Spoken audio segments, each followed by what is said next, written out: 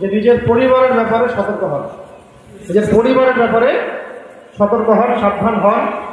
আর যারা পরিবার এখনো গড়েন নাই তারা এখনই সাবধান হন।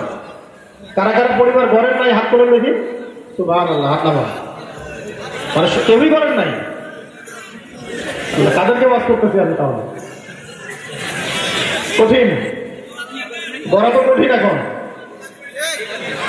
আচ্ছা, আমরা তাহলে পরিবর্তিত বাংলাদেশে একটা নতুন দাবিও তুলব।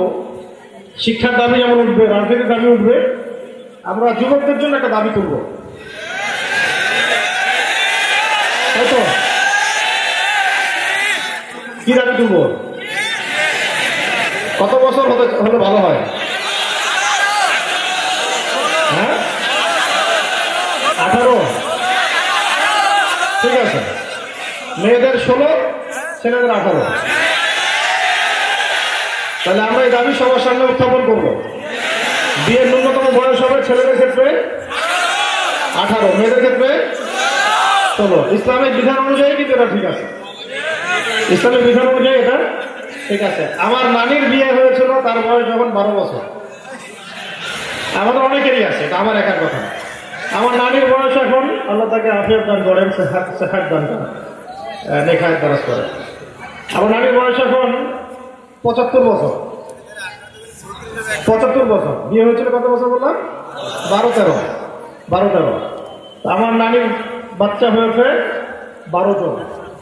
কতজন? সবই নর্মাল, সিজারও করতে হয় না। এখন তো দেখা যায় 2টা দিলেই খালাস, 3 নম্বরে গিয়ে আর পারা যায় না। প্রথমটাই সিজার হয়। আর বিয়েও করে তারা দেখা যায় 20-এ, 25-এ, কেউ 30-এ, কেউ বলে মাস্টার্স পাস করে তারপরে বিয়ে করবে। মেয়েদের কথা। আর ছেলেদের তো এই পড়াশোনার 20 বছর, চাকরি খুঁজতে আরো 10 বছর, 30-35 শেষ হয়ে যায়, তারপরে ওদেরকে বিয়ে করতে হয়। তো এটা আসলে জুলুম। এটা কি? এটা জুলুম। এই সময়টুকুর মধ্যে ঈমান আমল হেফাজত করা, চরিত্র হেফাজত করা, এটা বড়ই কঠিন।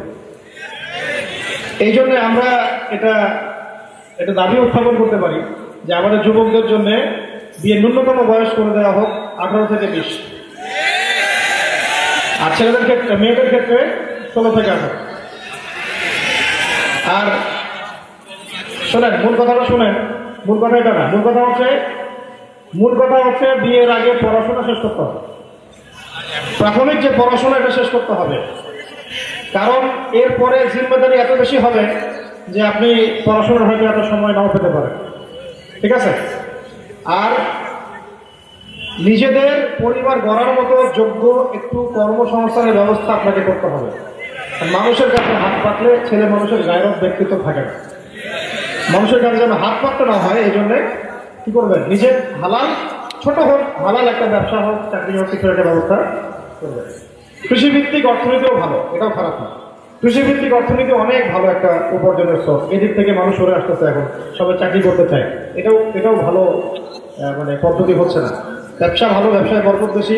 কৃষিভিত্তিক অর্থনীতিও ভালো। সবাইকে চাকরি করতে হবে এটা জরুরি না। এখন মূল কথাটা শোনেন। মূল কথা হচ্ছে পরিবারের মধ্যে কোনো অবস্থাতেই অনইসলামিক কোনো দর্শনকে ঠাঁই দেওয়া যাবে না। এই দেশের মালিক আমি না, কিন্তু আমার পরিবারের তো মালিক আমি। এই দেশে ইসলাম প্রতিষ্ঠা করার ক্ষমতা হয়তো এখন আমার নাই, ব্যক্তিগতভাবে বা আমাদের নাই। আমাদের একক কোনো কর্তৃত্ব এখানে আছে নাই, কিন্তু আপনার পরিবারের উপর কর্তৃত্ব কার কর্তৃত্ব? তাই যখন আপনি পরিবার গড়বেন তখন দিনদার ছেলেদেরকে দিয়ে করবেন, আর যখন পরিবার গড়বেন দিনদার মেয়ে রেখে দেবেন। এর বাইরে আপনি পরিবার করতে যাবেন না, পস্তাবেন, মারাত্মক রকমের পস্তাবেন। দ্বিতীয় কথা হচ্ছে, যখন আপনার সন্তান হবে, পরিবারের মধ্যে আপনার কর্তৃত্ব স্ট্যাবলিশ হয়ে যাবে, তখন আপনি পরিবারের মধ্যে নামাজকে সর্বোচ্চ গুরুত্ব দিবেন। নামাজ নাই, পরিবারের সদস্যের ভাত বন্ধ, নামাজ পড়ে না, খাওয়া দাওয়া বন্ধ। আর শুরু থেকে যদি ট্রেনিং দেওয়া হয় তাহলে নামাজ পড়বে না এমনটা হতেও পারে না, তারা পড়বে। শুরু থেকে বাচ্চা থেকে বুনিয়াদি ইসলামী শিক্ষা দিতে হবে। মেয়েদেরকে শুরু থেকে পর্দা করাতে হবে। পরিবারের মধ্যে তালিম থাকতে হবে। কি থাকবে? তালিম থাকবে, সাপ্তাহিক তালিম থাকবে, দার্স থাকবে। পরিবারের প্রত্যেক সদস্যকে দিনের জন্য কাজ করার ফিকির করতে হবে। একটা পরিবার গড়েন, আদর্শ পরিবার, হালাল খাবে, এখানে কোনো হারাম থাকবে না। পরিবারের মধ্যে হৃদ্যতা, ভালোবাসা, সম্পর্ক থাকবে। আত্মীয়তার সম্পর্ক বজায় রাখবেন, ছিন্ন করবেন না। আত্মীয়তার সম্পর্ক বজায় রাখবেন, ছিন্ন করবেন না। পিতামাতার খেদমত করবেন, তাদের থেকে দোয়া নেবেন। পিতামাতাই আপনার জান্নাত, আপনার জাহান্নামের মাধ্যম।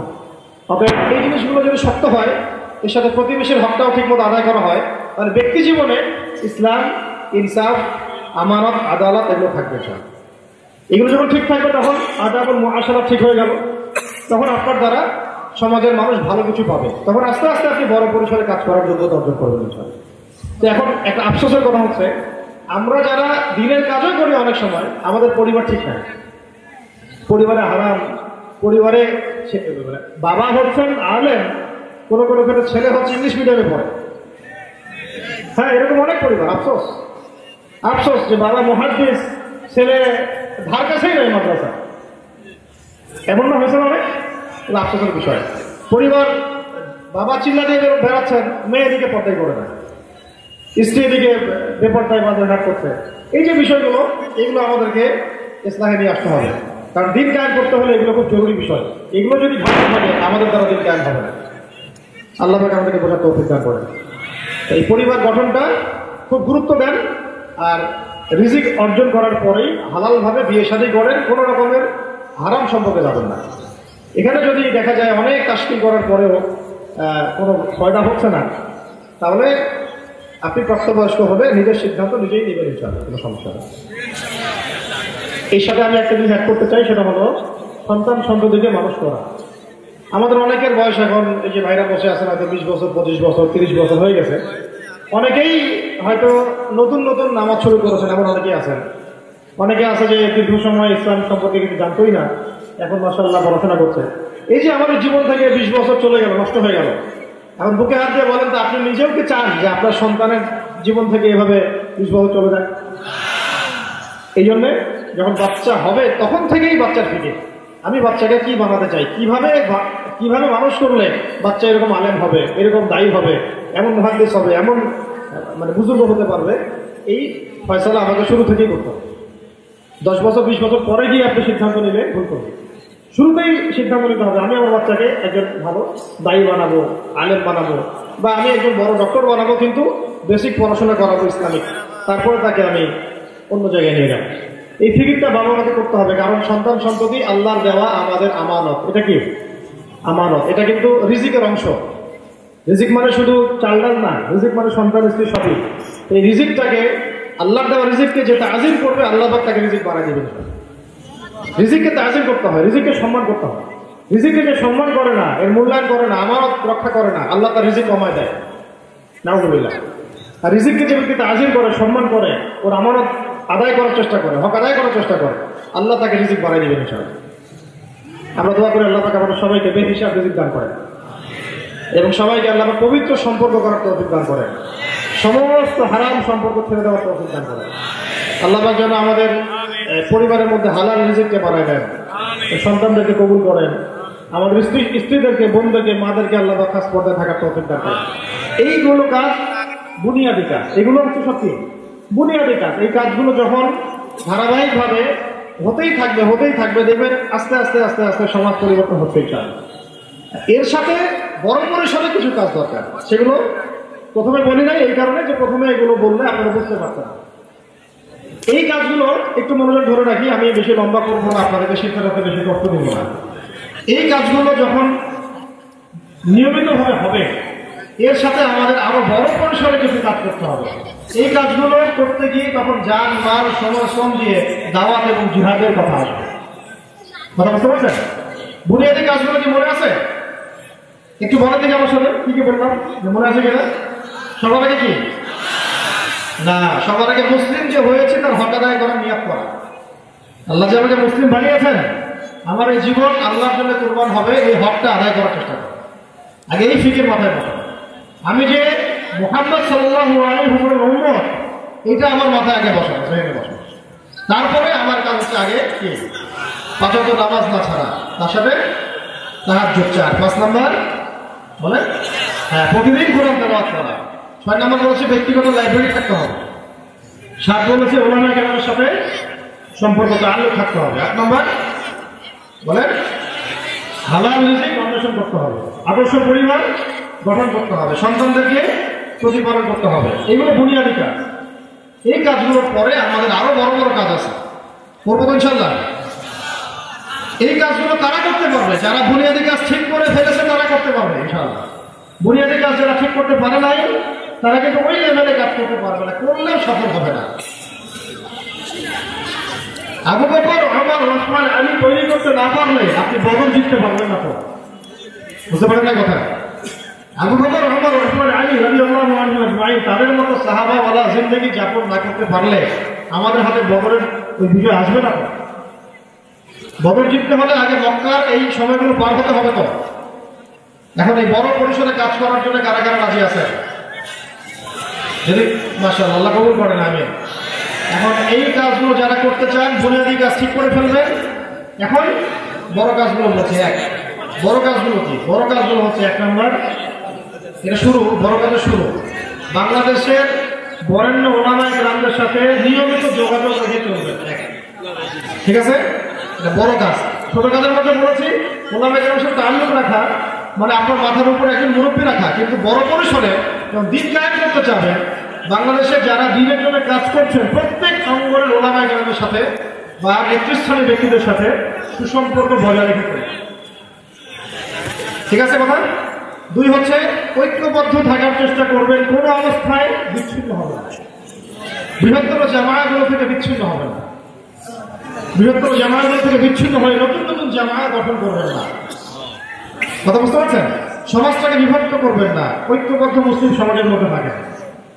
যেটা চিরায়ত কাল থেকে, যেটা আমাদের আকাবিরগণ, আসলাফগণ যে বৃহত্তর জামায়ার মধ্যে আছেন, যে আকীদা, যে আমল, যে ঈমান, যে মানহাজ, যে তরিকার মধ্যে আছে, এটা থেকে বিচ্ছিন্ন হয়ে যাবে। বিচ্ছিন্ন হয়ে গেলে আপনাকে শয়তানে খেয়ে ফেলবে, ইসলামের দুশমনরা আপনাকে ব্যবহার করবে, ওদের স্বার্থে তারা আপনাকে ব্যবহার করে ওদের স্বার্থ সিদ্ধি করবে। এটা আপনি বুঝতেও পারবেন না সুকৌশলে। ঐক্যবদ্ধ থাকা। তিন নম্বর হচ্ছে, এখনকার বাংলাদেশ বিনির্মাণে আমাদের আপসের যে ইখতিলাফগুলো আছে, ছোট ছোট ইখতিলাফগুলো, এগুলো নিয়ে বেশি কথা না বলা, বরং আমাদের মধ্যে যে বিষয়গুলো আমরা একমত সেই বিষয়গুলোর চর্চা বেশি বেশি করা। কিন্তু আহলে সুন্নাত ওয়াল জামায়াতের সাথে যদি উসুলগত কোনো পার্থক্য থেকে থাকে, সেটাকে শুরুতে স্পষ্ট করে দেওয়া। যদি দেখা যায় আহলে সুন্নাত ওয়াল জামায়াতের সাথে কোনো উসুলগত পার্থক্য আছে কারণ, এটা শুরুতে স্পষ্ট করে দেওয়া, তাও হিকমার সাথে, প্রজ্ঞার সাথে, নম্রতা, বিনয়ের সাথে, আক্রমণাত্মক ভাবে নয়, একাডেমিক আলোচনার মধ্য দিয়ে।